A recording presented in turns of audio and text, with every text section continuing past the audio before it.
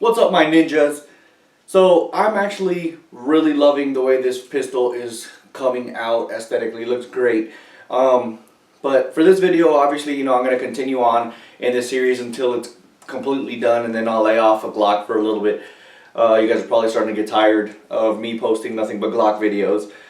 So in this video, though, I'm going to be installing the titanium safety plunger in this Glock 34, of course. So the reason why I wanted to replace the safety plunger is because the Glock trigger itself, it's everybody, the spongy feel that the Glock has on the trigger whenever you're pulling it and everything like that. That's mainly because of the safety plunger, because of the way it's shaped and everything. This one is titanium and is perfectly rounded on the top, and it's polished. So it should be a lot smoother in the take up before the actual break on the wall. So with that being said, let's take it to the bench, to the table, and actually get this installed. Alright guys, so really quick, let me get a little close up of this safety plunger. It's really tiny, and it also comes, I don't know if you guys can see it, with another spring. I do believe it's factory weight though, so it's not really going to make a difference as far as how easy or how easily it compresses, but it will make it easier on the travel of the bar. When you pull the trigger, it kind of slides backwards, going in this direction, and once it passes over, since it's rounded on the top pretty evenly, it should be easier. So to install this is pretty simple. Let me check. It's on. Okay. It's all you gotta do is remove the slide. Actually, you won't need the frame for this one. Let me scoot this over for right now. You want to take off the guide rod and guide rod spring. You want to take out your barrel, and on the back I have my little handy dandy Glock tool here. Right in here, this is the striker lug right here, literally right under. You want to put your thing in there, and then you want to decompress the spring. The reason the block on the back doesn't come off very easily is because it's got spring pressure going on to here. So because of that, you're going to need to decompress the spring before you can slide it off. Now, when you decompress it, you don't want to just completely take it off, because like I said, it is under spring tension. So you want to just get it started, put your finger over it, and then ride it backward, or ride it back until the spring releases its tension, and then you should be fine. So let me do that really quick. Decompress the spring. As you can see, it started. This is as far as you want to go for now, until you can start coming or pushing it off. And then once it releases spring tension, you can completely take it off. So there goes the back plate.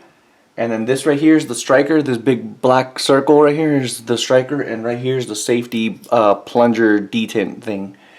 I don't know the exact termination for that, but to remove this, all you got to do is make it easy. Just grab the safety lug and push up. And once you can grab it, just pull it out, and here goes your striker assembly. Your striker, your cups, your spring, and then I don't know what that thing is called, but yeah. Okay. And then now you want to take off the detent, which is this little round thing right in here. Just take that out and set it aside as well.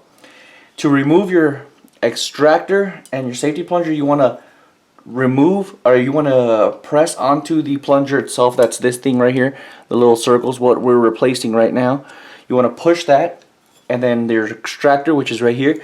You want to push that and just basically just tilt it over until it falls out. Once it falls out, it's pretty good. Now there's nothing holding in the plunger itself, so you can just grab it and then pull it out, if I can pull it out. Okay, as you can see, I now have it out. Now let's just do a quick comparison compared to the new titanium one, and see really quick some of the subtle differences, but do make a difference. So as you can see, I hope you can see at least, this one's the factory, this one's the aftermarket titanium one. The very top of it is actually rounded, and it allows the trigger safety bar to actuate the plunger a lot easier, thus making it like I said, easier to depress the spring. So to install it, all you got to do, just put your new spring into the little hole in the back of your safety plunger, and then just drop it in.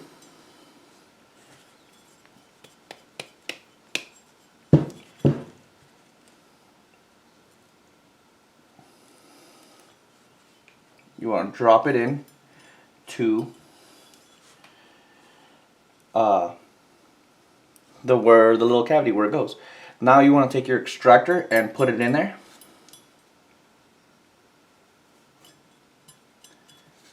And depress the plunger to allow the extractor to go in. Once it's in, you let it go, and now it's holding each other. So that's all you got to do. Now you want to grab your little detent thing and just drop it in there. And then your striker, remember that the lug goes outwards towards the frame. You want to drop that in there. Okay. So now that that's in there, all you want to do is take your back plate, start it off, get your Glock tool, push down on the striker, which is this black circle thing. Once you push it in, start it off, or push it as far as it goes, and then you push your detent, which is this little titanium looking thing, or chrome looking thing I should say, whatever.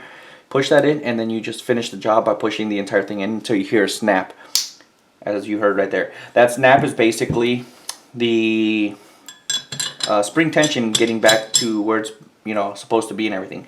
So now you put your barrel and your plunger back in. Excuse me, your guide rod and guide rod spring.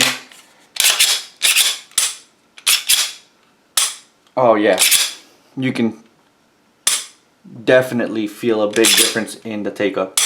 It's a lot more smoother, which is the effect that I wanted to get.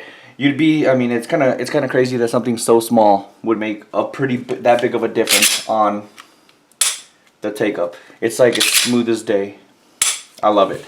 So that pretty much does it for this video. Yeah, don't forget to like and subscribe, and till next time, guys.